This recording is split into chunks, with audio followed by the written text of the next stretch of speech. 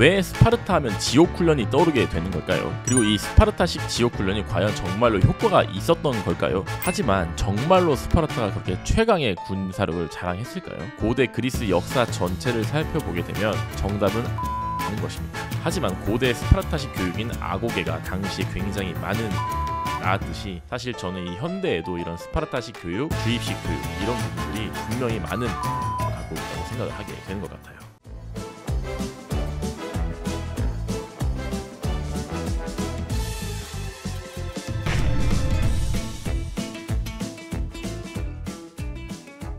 쉽지만 깊이 있게 과학관세계사의 춘닥터입니다. 지난 시간에는 고대 그리스 문명의 세 번째 이야기인 스파르타에 관한 이야기를 해보았습니다. 스파르타는 사실 영화 300으로도 굉장히 유명한 고대 국가이고, 또한 우리에게는 스파르타식 교육이라는 훈련법으로도 굉장히 유명한 나라이죠. 스파르타식 지옥 훈련 이런 것들을 많이 들어보셨죠. 고대 그리스 도시 국가 중에 하나였던 이 스파르타는 당시에 굉장히 수많은 도시 국가들을 가지고 있었던 폴리스들 중에서도 단연 으뜸이었던 도시 국가였습니다. 그래서 가장 유명한 그 도시 국가가 바로 스파르타와 아테네라고 알려져 있죠. 굉장히 치열한 운명의 라이벌이라고 불릴 만한 이 두 도시 국가인 아테네와 스파르타는 그 라이벌에 걸맞게 정말 상반된 정치 체계를 가지고 있었습니다. 저번 시간에도 이야기를 했었지만 스파르타는 굉장히 계급주의가 철저했던 그런 나라였죠. 하지만 1계급이었던 상위 계급 스파르타 시민들끼리는 굉장히 평등주의, 약간 사회주의적인 면을 지향했던 그런 국가였습니다. 사실 어떻게 보면 좀 특이한 그런 형태라고 할 수 있겠죠. 그리고 제1계급이었던 스파르타 시민의 인구 구조는 3계급의 헬롯에 비해서 굉장히 적은 수였어요. 그래서 인구 구조를 보게 되면 상위 계급이 하위 계급보다 훨씬 더 그 수가 적었음을 알 수 있습니다. 이렇게 되면 인구 구조의 불평등이 심해지기 때문에 하위 계급이 나중에 반란을 일으킬 위험도 굉장히 커지겠죠. 그렇기 때문에 1계급이었던 스파르타 시민은 이를 억제하기 위해서 자신들을 굉장히 강력한 군사로 만들게 되는 것이죠. 자, 오늘은 이렇게 해서 이 스파르타가 정말 강력한 군사를 만들기 위해 가장 중요했던 핵심적인 훈련 방법인 아고게라고 알려진 이 스파르타식 교육에 대해서 알아보는 시간을 갖도록 하겠습니다.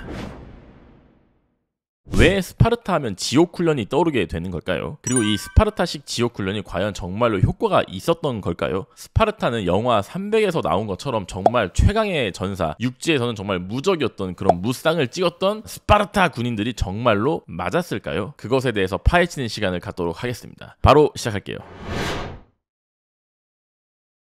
저번 편에 나왔던 리쿠르고스라는 인물 기억나시나요? 스파르타의 전반적인 체제를 완성한 것으로 알려진 이 인물은 굉장히 엄격한 정신을 강조한 인물로 알려져 있습니다. 그리고 이 스파르타식 교육 역시도 이 리쿠르고스라는 인물이 만든 것으로 알려져 있거든요. 그렇다면 이 리쿠르고스가 만든 스파르타식 교육도 역시나 굉장히 빡셌을 확률이 높겠죠. 이렇게 해서 이 스파르타식 교육의 출발은 출생 시부터 바로 시작을 합니다. 우리에게도 굉장히 익숙한 단어인데요. 바로 그 유명한 낭떠러지 탈락이죠. 이 스파르타는 태어날 때부터 건강한 아이만을 선별해서 키워낸다, 이런 철학을 갖고 있던 나라였어요. 아마도 리쿠르고스가 만든 것으로 추정이 되는데요. 먼저 이전 편 스파르타의 정치 체계에서 말씀을 드렸던 감독관청 기억나시나요? 총 5명의 감독관이 선출이 되는데, 감독관들이 이 스파르타식 교육에도 관여를 한 것으로 알려져 있습니다. 그렇게 해서 이 스파르타의 아이들이 태어나게 되면 감독관들의 굉장히 꼼꼼하고 철저한 검사를 받게 되는 것으로 알려져 있어요. 그리고 여기서 핵심은 갓 출생한 아이들을 이 감독관이 어떤 것을 선별하느냐, 바로 정말 건강하게 자랄 수 있는 가능성을 확인을 하는 것이죠. 장애는 없는지, 울음소리는 큰지, 몸무게는 많이 나갔는지, 이런 것들을 아마 확인을 했겠죠. 그런데 문제는 이게 얼마나 무서운 것이냐면, 감독관들이 이 아이들을 검사해서 통과를 시킬 거 아니에요? 통과하지 못한 아이들, 장애가 어느 정도 있는 아이들은 1계급인 스파르타 시민에서 바로 탈락을 하게 되었습니다. 그래서 2계급이나 3계급으로 떨어지게 되었고, 또 만약에 장애가 좀 심하거나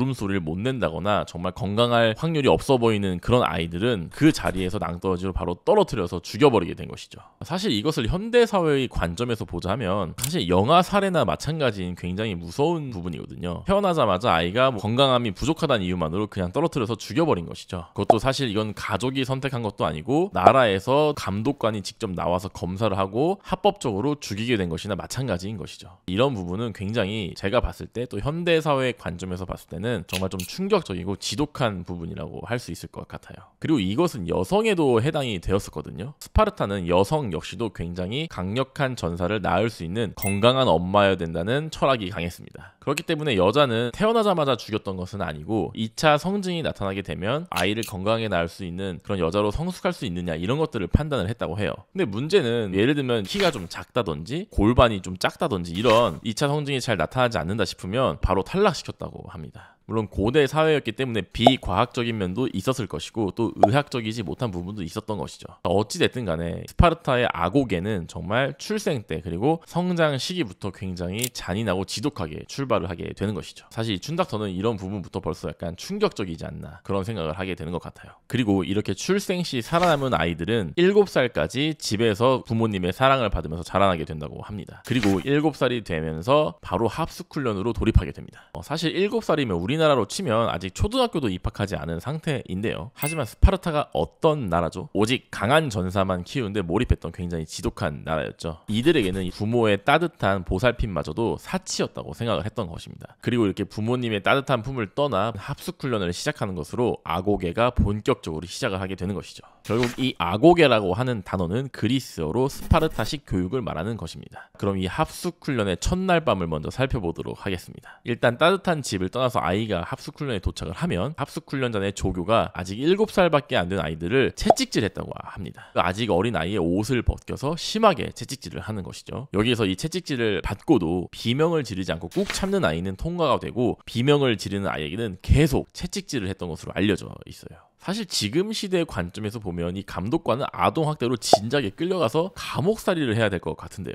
허허허. 게다가 이 합숙훈련의 기조 중에 하나는 정말 강건한 정신과 신체였거든요. 그래서 예를 들면 이 합숙훈련 중에 겨울이 되면 굉장히 춥고 이불과 따뜻한 매트릭스가 필요하게 되잖아요. 근데 당연히 이불은 주지도 않았고 매트릭스 역시도 풀로 엮어서 니네가 알아서 만들어서 써라 이런 식이었습니다. 이것이 다 훈련 과정의 뭐 일환이다 이런 것을 강조했던 것이죠. 심지어 매트릭스 안에는 일부러 가시를 넣어 놓았다고 합니다. 만약에 가시를 매트릭스에 넣어 놓게 되면 잠을 잘 때마다 등이나 이런 허리 부분이 찔리게 될 거 아니에요. 그래서 이 가시에 찔려서 자꾸 잠을 깨게 되는 것입니다. 이 잠을 깨게 왜 만드냐? 결국 스파르타는 강인한 정신을 강조했기 때문에 잠을 최대한 자지 않는 것이 미덕이었다고 합니다. 그래서 침대에도 가시를 넣어놔서 결국은 이 침대 가시에 찔려서 계속 잠을 깨고 또 추위를 타고 이런 것들이 다 강한 전사로 만들어지는 과정이었다. 이런 것이 바로 스파르타 합숙훈련의 실체였던 것이죠. 그리고 마지막으로 1년에 한 번만 씻는 기회를 줬다고 하는데요. 결국 씻지도 말고 잠도 자지 말고 추위는 견뎌라. 이것이 바로 스파르타 합숙훈련의 신체 단련의 기법이었던 것입니다. 사실 이 춘닥터가 의료인이기 때문에 현대 의료인의 관점에서 보면은 이것은 정말 말도 안 되는 부분이라고 할 수 있습니다. 그리고 정말 위생적이지도 않고 면역을 떨어뜨리는 부분이기도 하고 잠을 재우지 않으면 성장도 저해되기 때문에 이런 여러 가지 면에서 사실 이 합숙훈련의 방식은 굉장히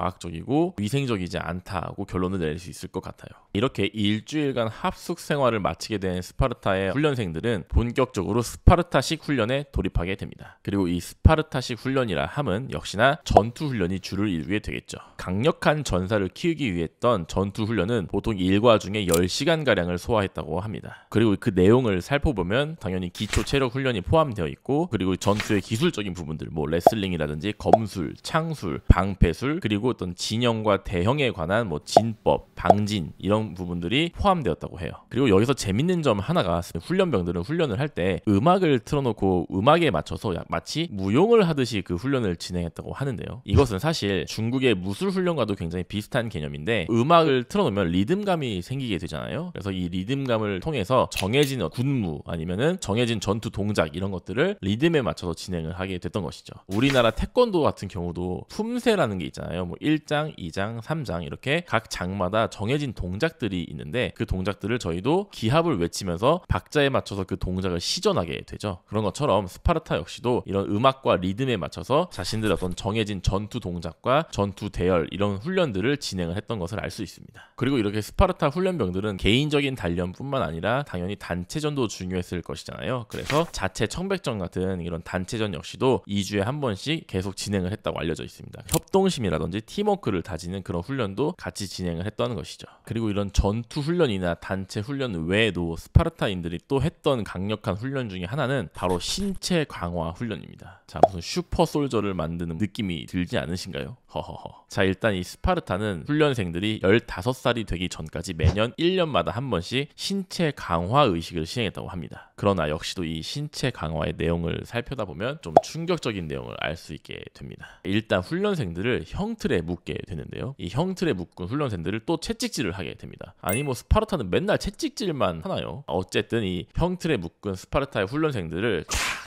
채찍질을 하게 되는 것이죠. 그러면 이 채찍에 맞은 피부가 점점 상하게 되겠죠. 상처도 나고 진물도 터지게 될 것입니다. 이렇게 굉장히 약해지고 상처가 나서 너덜너덜해진 피부 상태에서 바로 뜨거운 물로 들어가게 합니다. 따뜻한 물에 몸이 들어가게 되면 어떤 현상이 발생하게 될까요? 피부가 유들유들해지고 몸이 불게 되겠죠. 이렇게 되면은 피부에 났던 상처나 물집들이 더 심하게 터지게 되고 더욱더 연약하게 되는 현상을 낳게 됩니다. 말 그대로 상처난 피부를 최대한 약하게 만들어 놓는 것이죠.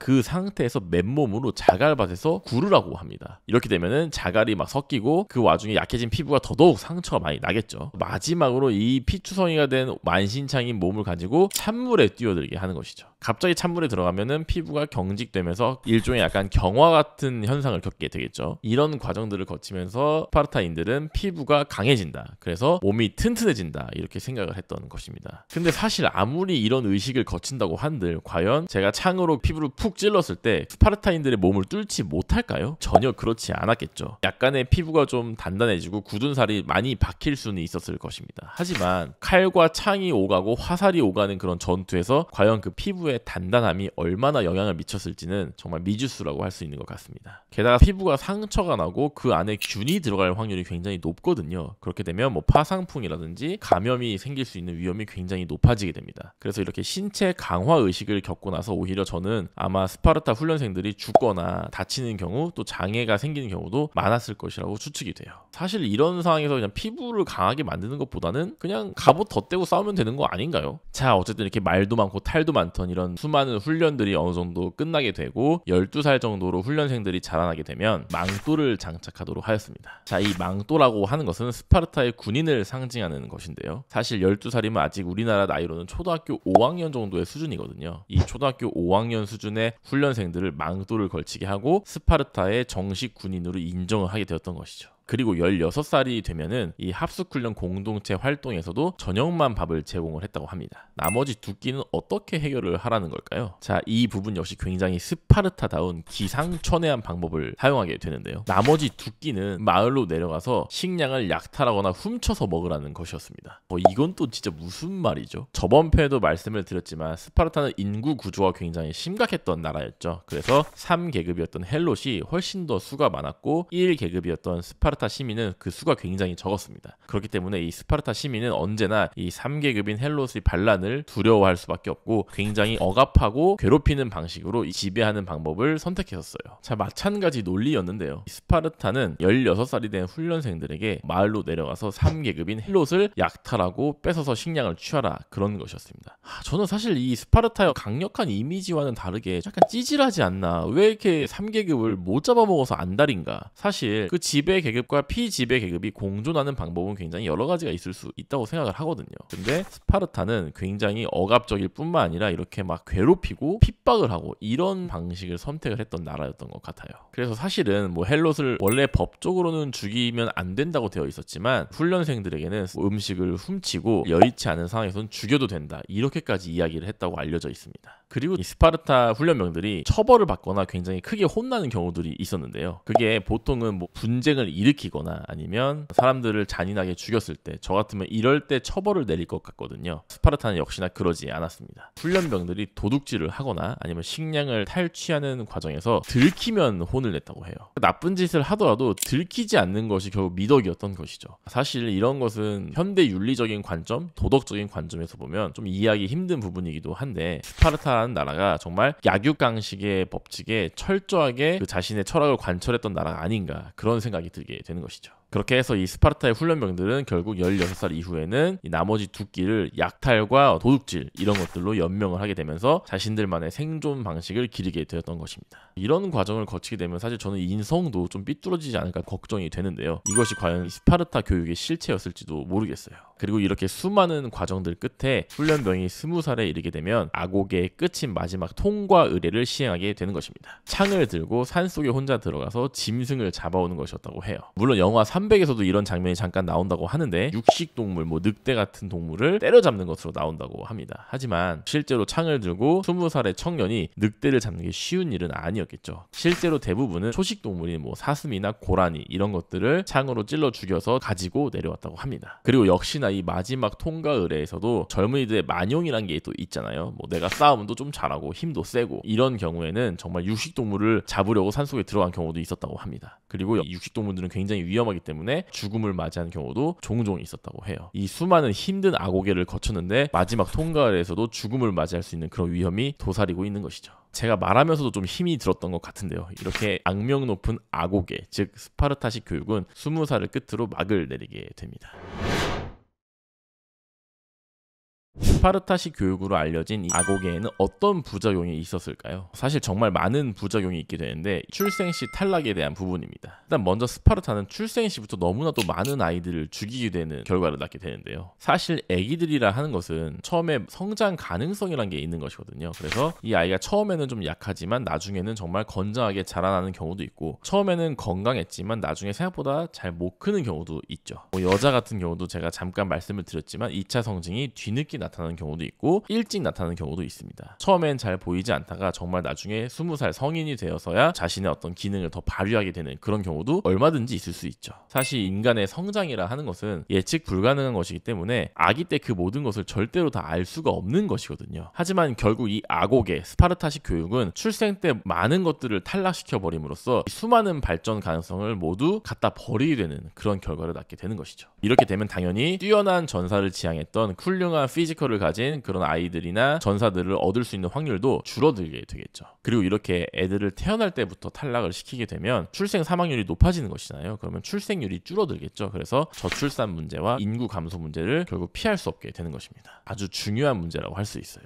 그리고 두 번째 문제는 바로 부상과 장애 그리고 사망의 위험성입니다. 자, 아고게의 훈련 과정을 보게 되면 먼저 7살 때까지는 부모님의 곁에 있지만 7살 이후부터 굉장히 혹독한 훈련을 치르게 되죠. 문제는 이 훈련 과정이 정말 위생 개념이 전혀 없고 그리고 현대의학의 지식을 기반해서 봤을 때는 의학적인 지식도 터무니없이 부족했다는 점입니다. 일단 1년에 한 번만 목욕을 하게 되면 훈련병의 위생 상태가 굉장히 악화되게 되겠죠. 그리고 이렇게 위생 상태가 저하되게 되면 면역력도 함께 감소되게 됩니다. 또한 스파르타는 훈련병들에게 최대한 잠을 재우지 않으려고 했었죠. 가시를 등을 찌르게 해가지고 잠을 못 자게 만들었잖아요. 그러면 만성 수면 부족에 시달리게 되겠죠. 그런데 이렇게 수면 부족에 시달리게 되면 역시나 면역력이 떨어지게 되고 성장세도 줄어들게 됩니다. 신체 강화 의식 기억나시나요? 피부를 강하게 만든답시고 채찍질해서 뜨거운 물에 불리고 자갈밭에 굴리고 이런 모든 과정들이 정말로 감염의 위험이 높은 행태라고 할 수 있거든요. 사실 이 의료인인 제 입장에서는 정말 큰일 난 행동이 아닌가 이런 생각을 하게 되는 것이죠.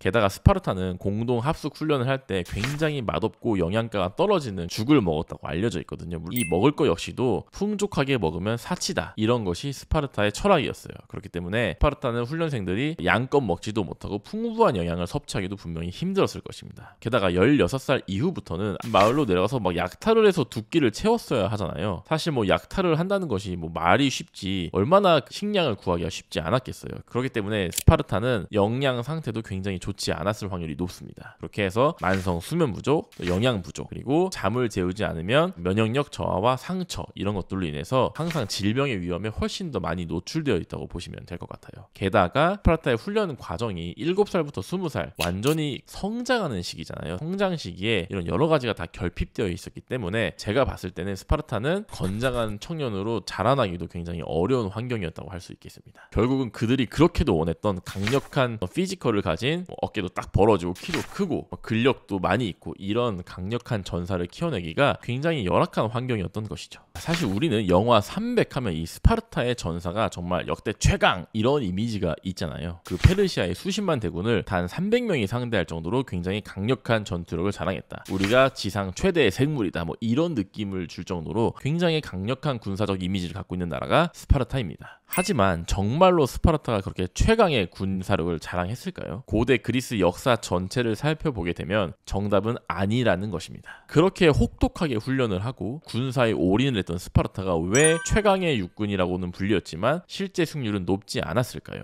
이것은 크게 두 가지 요인이 있다고 생각을 합니다. 먼저 첫 번째 요인은 고대 그리스인들의 전투 방식에서 찾아볼 수 있습니다. 당시 고대 그리스는 팔랑크스라는 그런 유명한 전투 방법이 존재를 했었는데요. 그림을 보시면 바로 이해가 되실 텐데 중무장 보병이 정말 똘똘 뭉쳐서 싸우는 그런 전법이었습니다. 자, 이렇게 중무장을 하고 긴 창을 가진 그리스인들이 방패를 가지고 수십 명의 군인들이 집단적으로 똘똘 뭉치게 되는 것이죠. 그럼 이 집단의 덩어리를 가만히 보고 있게 되면 마치 거북이 한 마리가 천천히 걸어가고 있는 그런 느낌을 받게 되거든요. 딱 봐도 굉장히 느리고 어떻게 보면 좀 비효율적으로 보이긴 하는데 대신에 방어력이랑 힘은 굉장히 강력한 그런 전법이었어요. 말 그대로 이렇게 중무장 보병이 딱 밀집을 해서 사방을 방패로 막고 이 창으로 앞으로 점점 밀고 들어가는 그런 형태였던 것이죠. 문제는 이렇게 싸움을 하게 되면 개개인의 전투를 크게 의미가 없어지게 됩니다. 말 그대로 이 대형이 정말 밀집으로 딱 쇠사슬처럼 뭉쳐서 이 창을 들고서 계속 앞으로 밀면서 찌르면서 앞으로 나가는 것이거든요. 이렇게 되면은 이 스파르타가 아고게를 통해서 선발된 강력한 전사들이 크게 힘을 쓸 데가 없어집니다. 사실 이런 스파르타의 강력한 전사들은 게릴라전이라든지 아니면 난전의 상황에서는 굉장히 힘을 발휘할 수 있겠죠. 뭐 혼자 딱 때리고 도망가다든지 뒤에서 찌른다든지 아니면 숨어 있다가 뭐 기습을 한다든지 뭐 이런 전투 방식에는 분명히 스파르타 전사들의 전투 방식이 유리했을 것입니다. 하지만 이런 팔랑크스 전법은 평야에서 정말 이렇게 꽉 뭉쳐서 힘 대결을 하는 것이잖아요. 이렇게 되면은 오히려 이런 전법을 얼마나 잘 짤 수 있느냐 그리고 집단 행동을 얼마나 잘 할 수 있느냐 이런 것이 훨씬 더 중요해지는 것이죠. 그래서 이 스파르타의 실제 육지전 승률이 생각보다 그렇게 높지 않았음을 알게 되는 것입니다. 그리고 두 번째는 바로 지성의 문제인데요. 스파르타는 아고게를 통한 이 스파르타식 훈련에서 인문이나 수학, 철학 이런 사고력을 넓힐 수 있는 교양이나 학문의 수양에는 게을리했다고 알려져 있습니다. 사실 게을리했다기보다는 그런 학문을 열심히 하는 것을 막았다고 표현하는 것이 맞을지도 모르겠어요.